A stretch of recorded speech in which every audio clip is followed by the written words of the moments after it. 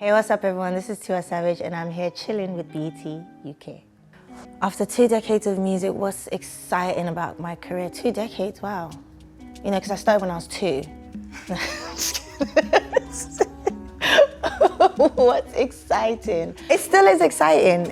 I don't think, for me, because I'm a true musician, I don't take it for granted when I have to release a project, release singles, because you never know how it's going to be, received. I mean, your core fans are always going to support you, but then as you grow, you get to go to new markets. Last year, at some point, I performed in Australia, and for me, that's like, I've been in it for so long, but that was the first time I was performing at a huge festival in New Zealand and Australia. So that was amazing, for me. So I don't think I'm ever gonna stop enjoying it. I tell people I'm still gonna be doing Robo Scare when I'm in my 70s. I'm sorry, it's not gonna stop. How do I reflect on opening doors for a lot of females? Initially, I didn't feel like that's what I was doing. I was just chasing my dreams. I was just, doing what I wanted to do. But it was a male-dominated industry, and it still is to some extent. Now, looking back at it, I see how amazing and beautiful the journey is. At the time, it was challenging. But now I know that to whom much is given, much is expected. So I take it on and I embrace the challenge. I love it. And I really love the fact that there's so many female artists, doing their thing now. I don't feel so lonely anymore, actually. Oh, how does this compare to where I am today compared to my last one? It's a very personal project. It's not like none of them were personal, but this one I would say was very, very intentional. I've relied more on Afrobeat, and this sonically is slightly different. There's definitely a lot of influences, but I would say mainly R&B. Rhythm and blues is very prominent on this album. That's how I fell in love with music, and I wanted to go back to that.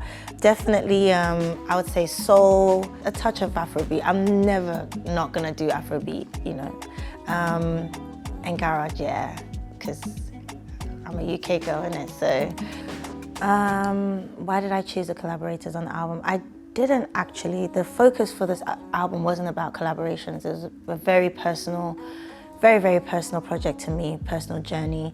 I would say the songs picked the artists that I ended up having on the project, but I would say the deluxe really is where I want to really focus on collaborating.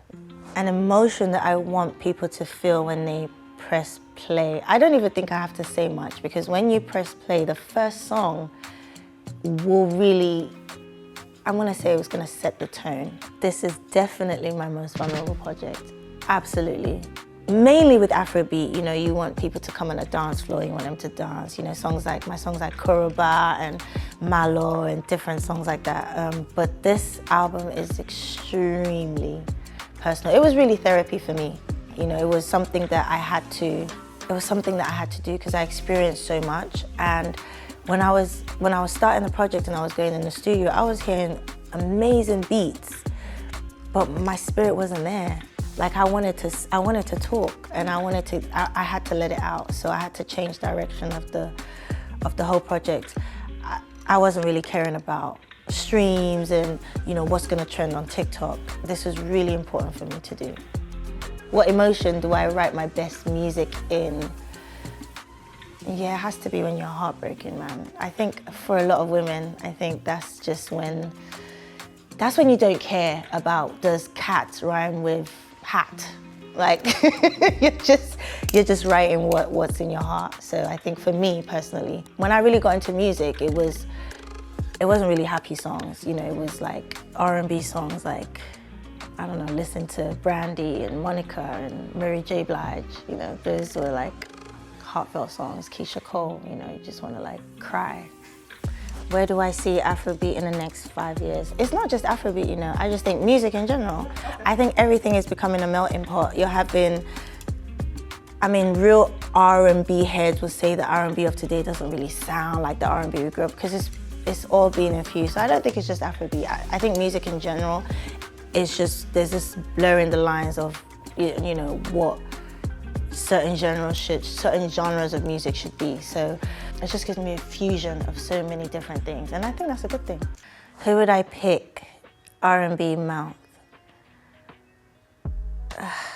Brandy, Mary J. Blige. Oh, I didn't say, R&B. I don't know, I can't, because there's Usher, there's Chris Brown, there's Tevin Campbell, there's Donald Jones, there's SWV, there's Jade. There's a lot. I think no, I can't, there's no way. 5, it's 5, isn't it? 4, it's even 4. It's 4. No, come on, no, I can't do it. Don't do this to me. What? What's a piece of advice that I would give to my younger self? I always say this all the time. There isn't. Just figure it out. I did. We're all figuring it out, aren't we? Yeah, so just figure it out.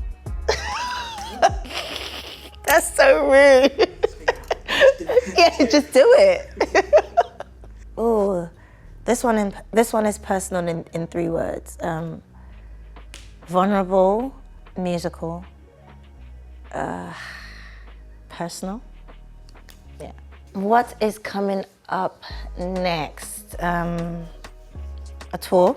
We're touring with this project, by God's grace. A deluxe, already working on that. Working on a new movie again. And my mogul era. I want to do skincare. I want to open a music school in Nigeria, clothing line. And I want to have a baby, another one.